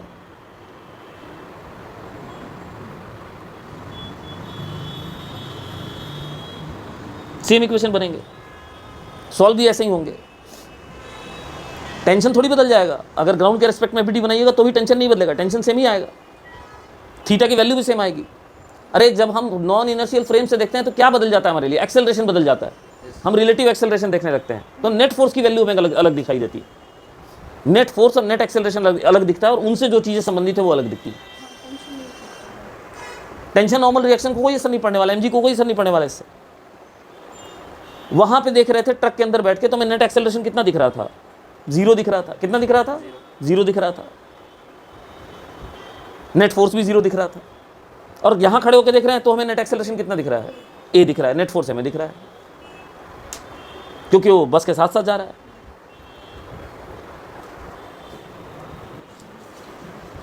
पढ़िए, find the horizontal acceleration of the wedge due to which block falls freely. आपको ब्लॉक का हॉरिजॉन्टल एक्सेलरेशन निकालना है कि ये ब्लॉक फ्रीली फॉल करने लगे, किधर होगा, कितना होगा, सब निकालना है। ठीक है, ये बताइए फ्री फॉल का मतलब केवल एक्सेलरेशन ड्यू टू ग्रेविटी लगेगा। तो कोई चीज़ अगर फ्री फॉल करती है तो उस पर कौन सा फोर्स लगता है? What is the net force on the object which is falling freely?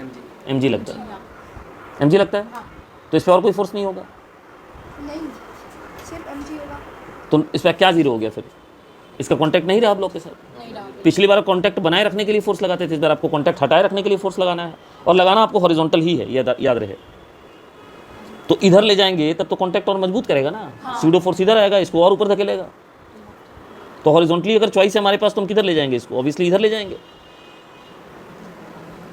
ठीक है, अब जब इधर ले जाएंगे तो क्या होगा, फोर्सेस कैसे लगेंगे ये समझो।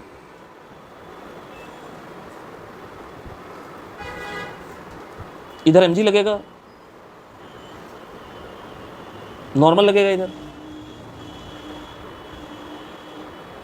इधर सूडो फोर्स लगेगा। मैं डायग्राम बना रहा हूं with respect to incline plane, जो कि एक नॉन इनर्शियल फ्रेम है। ठीक है, जब तक कांटेक्ट नहीं टूटता है तब तक ये ब्लॉक इंक्लाइन प्लेन के रेस्पेक्ट में स्लिप करेगा कि नहीं करेगा? करेगा ना, क्योंकि इसको स्थायी रखने वाला फोर्स तो लगा नहीं है और उड़ाने वाला फोर्स लग रहा है। आप अगर समझो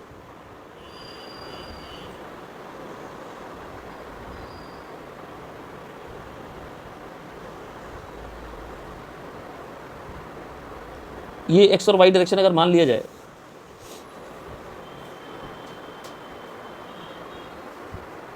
एम ए का एक कंपोनेंट इधर होगा, m a cos theta, m a का दूसरा कंपोनेंट इधर होगा, और ये कितना होगा देख लो। नहीं, मुझे लग रहा है गलत है, गलत लग रहा है।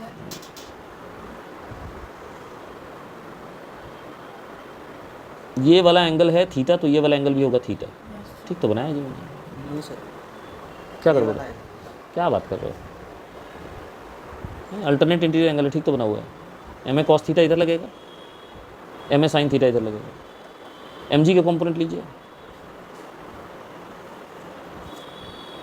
mg और उस तरफ mg। किस तरफ? इधर। नहीं, ये अल्टरनेट कैसे होगा? तुम देखो, मैंने जो देखना था देख लिया कि तुमको भी 10th क्लास से नीचे का चीज़ पढ़ाना है, ये सोच लो। ये अगर पढ़ाना है तो बताओ फिर। ठीक है, तो डाउन द प्लेन कौन कौन से फोर्सेस हैं? कोई रोकने वाला है ही नहीं, सारे नीचे धकेलने वाले ही हैं। तो अगर कायदे से देखा जाए तो ये दोनों फोर्सेस मिलकर इसको नीचे ला रहे होंगे।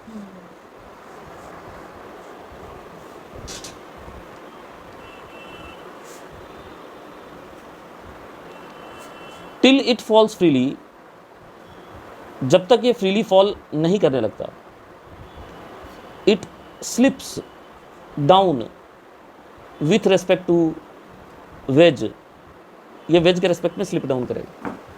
ठीक है, वेज के रेस्पेक्ट में स्लिप डाउन करेगा तो इसकी एक्स डायरेक्शन की इक्वेशन क्या होगी? दो फोर्सेज इसको एक्स डायरेक्शन में स्लिप करवा रहे हैं, m a cos theta plus m g sine theta. इसको हम एम ए लिख के इसकी एक्सेलरेशन निकाल सकते हैं, बल्कि निकल गई एक्सेलरेशन। एक काम करते हैं, इसको ए नॉट मान लेते हैं। रीज़न बताता हूँ अभी। हमने नेट फोर्स भी एम ए लिखा है ना वहाँ पे। सरदार मोटा सिंह के बच्चे छूट गया लगता है।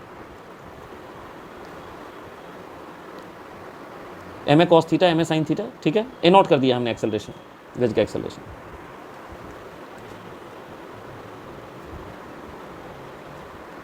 तो इसकी एक्सेलरेशन डाउन द प्लेन जो होगी, एम कट जाएगा, ए की वैल्यू आ जाएगी a naught cos theta plus g sine theta. याद रखिए ये एक्सेलरेशन इसकी किसके रेस्पेक्ट में है? इंक्लाइंड में। हाँ, of block with respect to incline plane. और किधर है? डाउन द प्लेन, प्लेन के अलॉन्ग नीचे की तरफ है ये एक्सेलरेशन। लेकिन मुद्दा वहाँ नहीं है, मुद्दा है वर्टिकल डायरेक्शन में। वर्टिकल माने वाई डायरेक्शन में, वर्टिकल नहीं, perpendicular to the incline plane. क्या इक्वेशन बनेगा बताइए? अलॉन्ग एक्स तो ये बन गया, Yes, sir. बस बहुत जल्दी देख लिया। अलॉन्ग वाई इक्वेशन बताओ ठीक से। एम ए नॉट साइन थीटा और m g cos theta. Y direction में कोई एक्सेलरेशन है? नहीं. नहीं है, नहीं है ना, तो क्या लिखेंगे इक्वेशन? एम ए नॉट कॉस थीटा हाँ, plus m A naught cos theta m a sine theta is equal to m g cos theta, and m A naught sine theta, m A naught sine theta is equal to m g cos theta. और n कहाँ गया? अभी slip वो contact थोड़ी टूटा उसका, free fall थोड़ी कर रहा है m a sine theta plus यार। तुम लोग को इक्विलिब्रियम का इक्वेशन लिखने नहीं आ रहा है, मतलब क्या कर रहे हो तुम लोग? ए वाई जीरो करो। Yes, sir. हाँ, क्या आएगा? ये दोनों ऊपर का फोर्स नीचे का फोर्स बराबर होगा। Yes. Nine.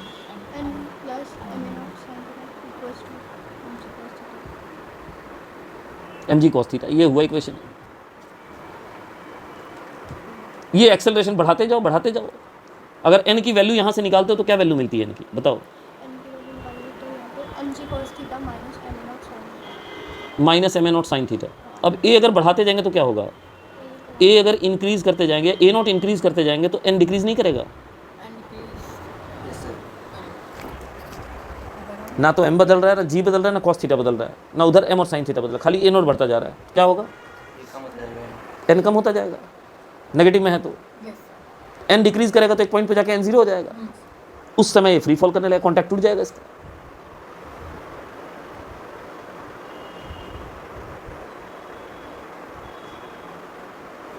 When it starts free fall, n की वैल्यू क्या हो जाएगी उस समय? Zero.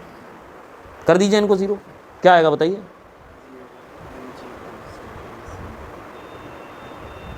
M g cos theta equal to m A naught sine theta. यहाँ से ए नॉट की वैल्यू निकाल लीजिए, एम कट जाएगा,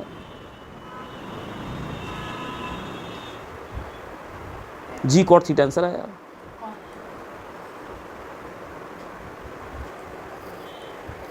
समझ में आई बात? सर दो हाँ पढ़िए, क्वेश्चन पढ़िए, थ्योरेटिकल क्वेश्चन है, objective. Two frames S1 and S2 accelerated with respect to each other. ये दोनों एक दूसरे के रिस्पेक्ट में एक्सेलरेटेड है। दो frame of reference S1 S2, और ये देख रहे हैं फोर्स F1 और F2 एक ऐसे पार्टिकल पे जिसका एक पार्टिकल P पे। तो इनमें से क्या सही नहीं हो सकता कभी भी, कांट बी ट्रू। अब बताइए, दो फ्रेम ऑफ रेफरेंस अगर एक्सेलरेटेड हैं एक दूसरे के रिस्पेक्ट में, इसका मतलब क्या हुआ? मतलब उनका एक्सेलरेशन रिलेटिव एक्सेलरेशन जीरो नहीं है। Zero नहीं है. मतलब दोनों की एक्सेलरेशन सेम है, हो सकती है कि नहीं हो सकती है? सेम नहीं हो सकता, नहीं हो सकती कभी भी। अगर सेम हो जाती तो क्या होता है? जीरो हो जाती है। रिलेटिव एक्सेलरेशन जीरो हो जाता है। Right. तो यहीं से काम चलेंगे, करना शुरू करेंगे। अगर ये दोनों फ्रेम ऑफ रेफरेंस एक्सेलरेटेड हैं एक दूसरे के रिस्पेक्ट में, तो इसका मतलब ये हुआ कि acceleration of one with respect to two zero नहीं है। ठीक, यानी acceleration of one minus acceleration of two zero नहीं है। रिलेटिव एक्सेलरेशन का ही मतलब होता है ना, यानी acceleration of one acceleration of two के बराबर नहीं है। तो अगर पार्टिकल P की एक्सेलरेशन में से इनको माइनस करेंगे तो वो भी बराबर नहीं आएगा। Particles P. अगर A1 A2 बराबर नहीं है तो AP माइनस A1 और AP माइनस A2 भी बराबर नहीं होंगे, because they are unequal quantities. So acceleration of P with respect to one and acceleration of P with respect to two भी बराबर। इसको क्या लिख सकते हैं? What is this? It is the acceleration of P with respect to one, second is acceleration of P with respect to two. Yeah. कोई दोनों भी बराबर नहीं है. तो इसमें अगर मास मल्टीप्लाई कर दे P पार्टिकल का तो क्या आएगा? Force acting on one with respect to P, sorry one, and force acting on P with respect to two, ये भी बराबर नहीं आएंगे। तो कौन सा ऑप्शन इसमें सही नहीं हो सकता? जिसमें दोनों बराबर लिखा होगा। बराबर वाला कभी सही नहीं हो सकता। They can not be equal. Question दिया हुआ है कि all surfaces are smooth and the block is released.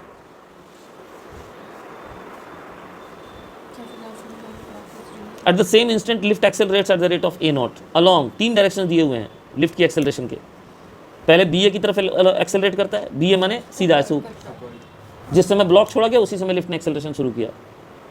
दूसरा BC की तरफ करता है, मतलब इधर, और तीसरा करता है CA की तरफ, मतलब इधर।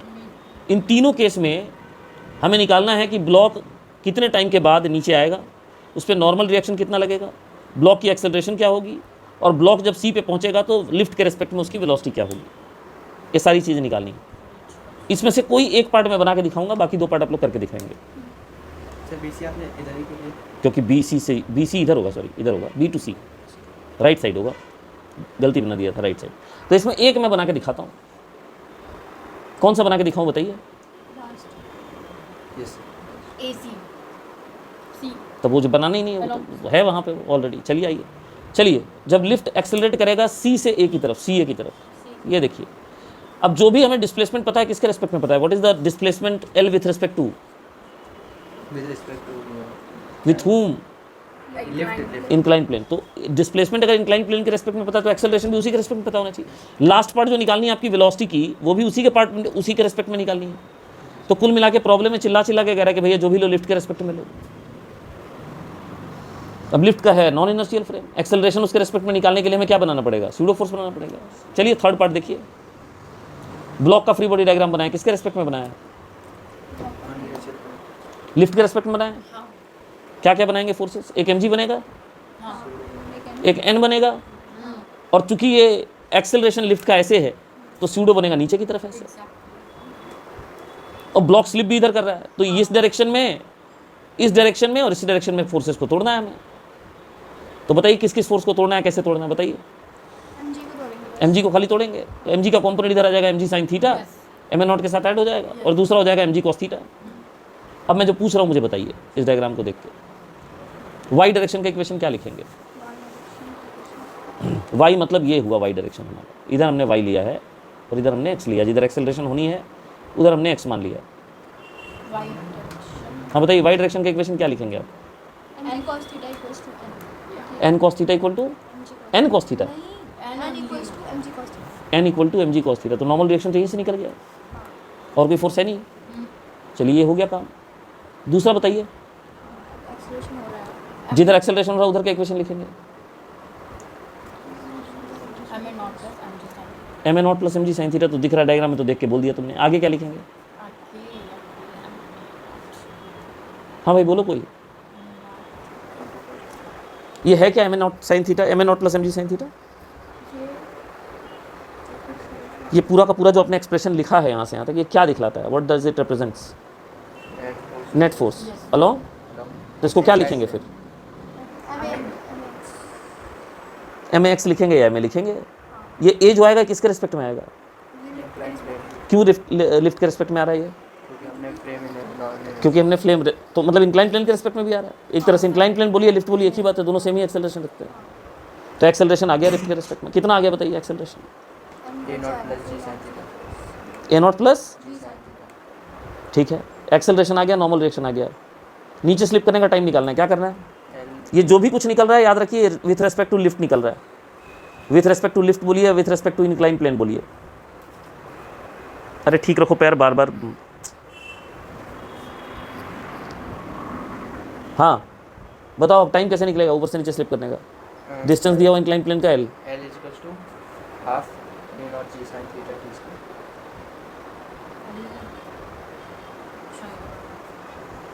हाँ इससे टाइम निकल जाएगा। वेलोसिटी निकालने के लिए क्या करेंगे, with respect to incline plane का निकालना है। तो जो भी कुछ निकल रहा है, बार बार बोल रहा हूँ, with respect to incline plane या लिफ्ट निकल रहा है, क्योंकि हम उसी के रेफरेंस में एक्सेलरेशन निकाल रहे हैं, उसी के रेफरेंस में हमने फ्री बॉडी डायग्राम बनाया है। हाँ बोलिए,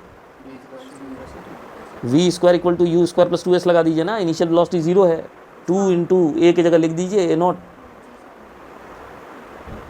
into multiplied by what L, इसका रूट ले लीजिएगा फिर।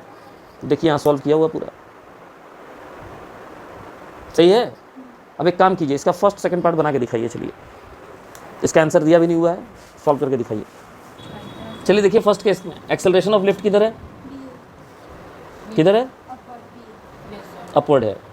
एफबीडी में क्या क्या बनाया, mg और और? के कंपोनेंट्स को हमने रिजॉल्व किया है। हाँ और कोई फोर्स नहीं। वाह, ये देखिए किसके रेस्पेक्ट में बनाया, किसके रेस्पेक्ट में बनाया डायग्राम, इंक्लाइन प्लेन की, मतलब और कोई फोर्स नहीं आएगा, लिफ्ट के रेस्पेक्ट में बनाया, ठीक है। तो और कोई फोर्स नहीं लगेगा इस पर। किस बात का पढ़ाई हो रहा है भाई, हैं अधाल है यार, क्या बताऊँ मैं, मतलब लिफ्ट के रिस्पेक्ट में बनाए जा रहे हैं और हमें स्यूडो फोर्स ही नहीं दिख रहा है। 2-3 साल तक और बनाते रहोगे तब भी आंसर नहीं आएगा उसका। ये दोनों मिलके mg+a हो गया।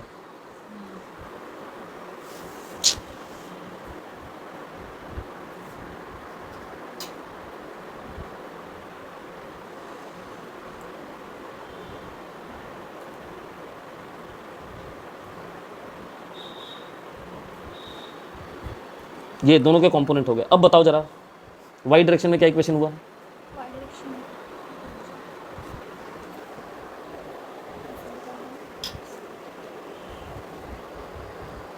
अरे वाई डायरेक्शन का इक्वेशन बताओ ना। वाई डायरेक्शन मतलब ये डायरेक्शन, इधर normal to the plane.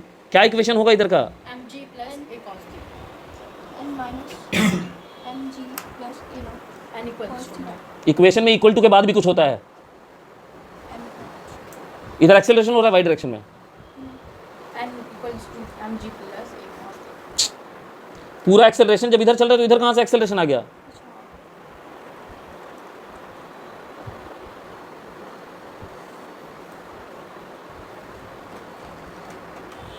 Acceleration बताओ। Expression m g plus a नॉट sin थीटा हाँ, और इधर कौन सा फोर्स है? एक्सेलरेशन किस डायरेक्शन का है? प्लस टू m नॉट अरे एक्स डायरेक्शन में कौन कौन सा फोर्स दिख रहा है तुमको? equals to 0। Equals to equal to zero. इधर एक्सेलरेशन नहीं हो रहा है। m n अरे यही तो नेट फोर्स है ना, तो इसी को एम लिखेंगे।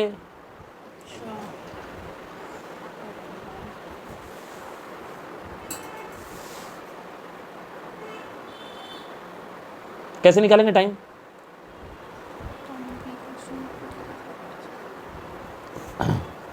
अब लो भाई साहब, कर लो भाई। अरे एक्सेलरेशन मिल गया, टाइम कैसे निकालेंगे मैडम? Half at square।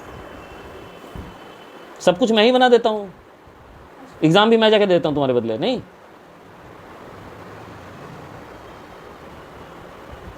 कोशिश मत करना एकदम, ठीक है? एडमेंट रहना कि नहीं लिखना नहीं है मुझे। क्या आएगा टी यहाँ से? 2l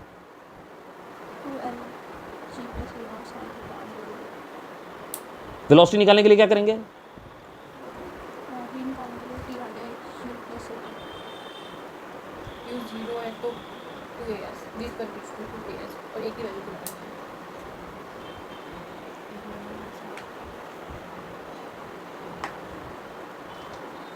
we square equal to 2s लगा के इजीली निकाल सकते हैं। उसके बाद वाला बनाओ, जब एक्सेलरेशन सी बी की तरफ है, बी सी की तरफ है। तुम्हारा आ गया तो आंसर। उसके बाद वाला क्वेश्चन करो, रुक जाओ दिखाता हूँ। सेकंड पार्ट बताओ जल्दी जल्दी, कौन सा फोर्स लग रहा है? एक एन लग गया, एक एम जी लग गया, और किधर? बैकवर्ड बैकवर्ड किधर? सीधा हॉरिजॉन्टल?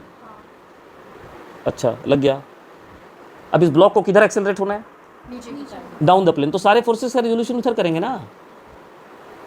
अरे बाबा वो ए नॉट एक्सेलरेशन लिफ्ट का है, ब्लॉक का थोड़ी है। हाँ बताओ कौन कौन सा फोर्स तोड़ेंगे? सर mg mg नहीं तोड़ेगा हाँ mg तोड़ेगा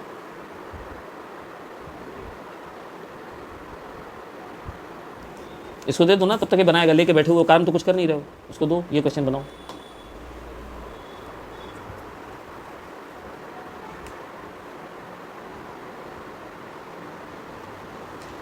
यस सर। और कौन सा फोर्स टूटेगा? सर n भी टूटेगा। एन तो ऑलरेडी वाई के अलॉन्ग नहीं है। नहीं वो होगा m a not m a not इधर कौन सा कंपोनेंट होगा एम नॉट का? थीटा रुको theta theta theta m not cos theta. ये दोनों एंगल बराबर होंगे, करस्पॉन्डिंग एंगल्स होते हैं। Yes sir. इधर कौन सा होगा? m a नॉट sin चलो बताओ वाई डायरेक्शन का इक्वेशन बताओ जल्दी से।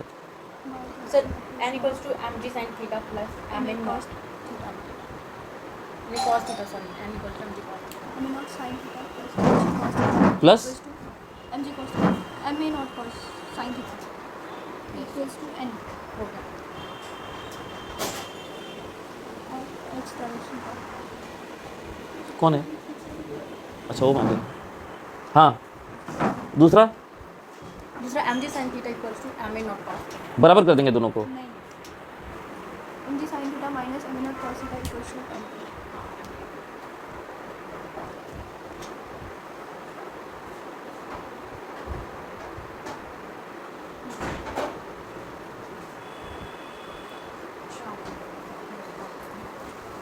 क्या आया? की इक्वेशन आएगी क्या वैल्यू आएगी? G sine theta minus a naught cos theta हाँ आगे sir L equal to half a t square लगा के टाइम निकालना, हर बार वैसे ही कर रहे हैं। We square equal to 2s लगा के v की वैल्यू निकालना। ये एक सिस्टम दिया हुआ है, एक बंदा यहाँ कार के अंदर है A, एक बंदा यहाँ बाहर है और रेस्ट में है B। कार की एक्सेलरेशन है 4 मीटर पर सेकंड स्क्वायर। ठीक, क्या निकालना है? दोनों ब्लॉक का मास सेम है, निकालना क्या है? एक्सेलरेशन ऑफ दोनों ब्लॉक्स निकालने हैं विथ रिस्पेक्ट टू A और विथ रिस्पेक्ट टू B, दोनों तरीके से। ठीक है, ध्यान से देखो, एक प्रॉब्लम मैं समझा रहा हूँ पहले। सबसे पहले हम लोग with respect to A FBD बनाएंगे। एक ऐसा फ्रेम ऑफ रेफरेंस हो गया, नॉन इनर्शियल हो गया। तो हम दोनों ब्लॉक की FBD बना रहे हैं। सबसे पहले हम ब्लॉक 1 की FBD बनाएंगे। ब्लॉक 1 की FBD में हमें क्या दिखेगा? टेंशन ऊपर दिखेगा, mg नीचे दिखेगा, नॉर्मल कॉन्टैक्ट फोर्स हमें दिखेगा राइट की तरफ, यस सर और स्यूडो फोर्स चूंकि एक्सेलरेशन इधर है तो पीछे की तरफ दिखेगा। इस आदमी के रेस्पेक्ट में इन दोनों का एक्सेलरेशन सेम होगा, एक इधर जाता दिखेगा, एक इधर जाता दिखेगा, क्योंकि बस में है ना, इसको पूरा सिस्टम ऐसे पुली के साथ फॉल करता हुआ दिखेगा। तो इस आदमी के रेस्पेक्ट में ही हम FBD बना रहे हैं। तो हमने एक्सेलरेशन कितनी मानी है? A मानी है। किधर होगी एक्सेलरेशन ब्लॉक 1 की? नीचे। अब हम इसका इक्वेशन लिखेंगे। तो एक्सेलरेशन के डायरेक्शन में mg हो गया, माइनस अपोजिट डायरेक्शन में t हो गया, इक्वल टू m/2 है। ठीक है, ये हो गया किसका इक्वेशन? ब्लॉक नंबर 1 का। दे दो इधर, ब्लॉक नंबर 1 का इक्वेशन हो गया। ब्लॉक नंबर 2 के इक्वेशन में क्या क्या आएगा? डायग्राम देखो, सर टेंशन होगा इसका टेंशन दिख गया, mg दिख गया, नॉर्मल रिएक्शन 2 दिख गया, हाँ और एक ऑब्वियसली इस तरफ है तो स्यूडो फोर्स दिख गया। हमें एक्सेलरेशन से मतलब है खाली। यस सर एक्सेलरेशन के डायरेक्शन में क्या इक्वेशन होगा इसका? एक्सेलरेशन की डायरेक्शन में ना I mean 1 अरे इधर जा रहा है यार, राइट की तरफ, क्या बात कर रहे हो? t minus M A nought equal to M yes होगा। सर अब इन दोनों इक्वेशन को ऐड कर दो, t कट जाएगा, a की वैल्यू आ जाएगी। अभी जो a की वैल्यू 3 आई है, ये दोनों की आई है बराबर, लेकिन दोनों का डायरेक्शन अलग अलग है। तो 1 के रिस्पेक्ट में ब्लॉक 1 की एक्सेलरेशन a के रिस्पेक्ट में जो होगी वो नीचे की तरफ होगी, तो उसको यहाँ -3j लिखेंगे। ठीक है और इसकी एक्सेलरेशन इस तरफ होगी तो उसको +3i लिखेंगे। ठीक, अब ये दोनों की एक्सेलरेशन हमें ग्राउंड के रिस्पेक्ट में निकालनी है। किसके रिस्पेक्ट में निकालनी है? रुको, इसको ठीक से लिख लेने दो। ये हो गया 3j नेगेटिव और ये हो गया 3i पॉजिटिव। अब अभी थोड़ी देर पहले पढ़ाया था कि अगर आपने नॉन इनर्शियल फ्रेम के रिस्पेक्ट में एक्सेलरेशन निकाल ली है तो ग्राउंड के रिस्पेक्ट में निकालने के लिए आपको क्या करना पड़ता है? Acceleration of 1 first block with respect to a कितना आया था? हमारा आया था -3j। और इसका मतलब क्या है बताइए? Acceleration of 1 minus acceleration of block ए था कि नहीं था? और ब्लॉक ए का मैन ए का एक्सेलरेशन जो है वो किधर है? राइट की तरफ। कितनी है? 4i। तो उसको लाके इधर जोड़ दो। आप समझे मेरी बात को? मैं क्या कह रहा हूँ, किसी भी ब्लॉक का एक्सेलरेशन जो भी ए के रिस्पेक्ट में आया है, acceleration of any block with respect to a, जो भी वैल्यू आया है, that means acceleration of block with respect to ground minus acceleration of a. ठीक सही है। अब ये बताओ कि अगर मुझे ब्लॉक का एक्सेलरेशन निकालना है ग्राउंड के रिस्पेक्ट में तो मुझे क्या करना पड़ेगा बताओ? ये जो एक्सेलरेशन हमने निकाल रखी है इसमें ए एक्सेलरेशन को लाके ऐड करना है। एक एक्सेलरेशन कितना है? What is the acceleration of A? 4i cap. बस के साथ जा रहा है वो, तो 4i कैप इन सारे एक्सेलरेशंस में आपको लाके ऐड करना होगा। तो बताइए यहाँ आंसर क्या आ जाएगा? -3j + 4i, और यहाँ +3i + 4i + 4i, तो ये 7i आ जाएगा। समझ में आ रही है बात? और यहाँ पे आ गया -3i + 4j। अब आप इसका अगर मैग्नीट्यूड निकालेंगे तो ये 5 आ जाएगा आंसर। क्या 5 आता सही है? तो इस तरह से एग्जीक्यूट करना है क्वेश्चन को। हू बहू इसी पर एक क्वेश्चन बना हुआ है और, ठीक है, वो आपको घर से करके लाना है।